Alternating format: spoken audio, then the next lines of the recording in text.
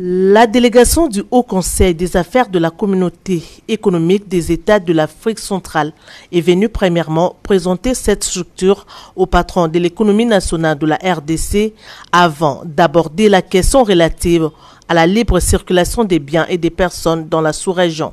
La délégation de la CAC a sollicité l'implication du vice-premier ministre, ministre de l'économie nationale, le Dr Vital Kamerhe, pour accorder des facilités aux hommes d'affaires des différents pays de s'émouvoir dans la zone.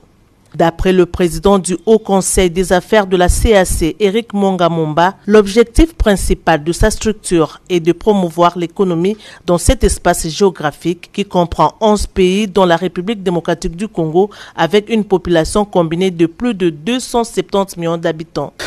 Nous sommes là pour promouvoir et pour présenter notre structure et essayer de promouvoir notre économie dans cette région qui comprend un peu plus de 270 millions de consommateurs et dont, si on prend rien que le Congo, l'Angola et nous représentons presque la moitié des consommateurs. Alors comment promouvoir cette économie pour qu'elle puisse rayonner sur la zone et aussi rayonner dans l'État dans les 6 années qui viennent.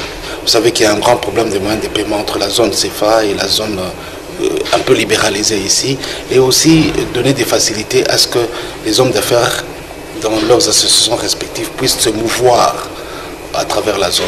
Angola, Congo, on peut commencer par là. Le vice-premier ministre chargé de l'économie qui a anticipé sur la chose a promis de nous aider, de nous débloquer dans tous les blocages que nous avons et d'aller de l'avant.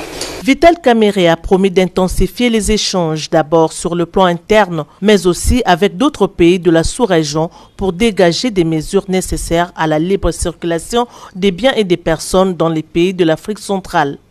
Parmi les mesures préconisées, il y a par exemple la suppression des visas.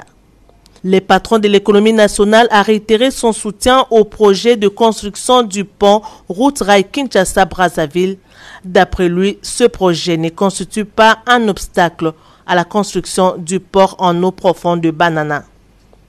D'après Vital Kamerhe, des efforts sont certes conjugués pour rétablir la paix, notamment dans l'est de la République démocratique du Congo, mais il a précisé que cette situation ne devrait pas constituer un frein à la coopération économique entre la RDC et d'autres pays membres de la CAC.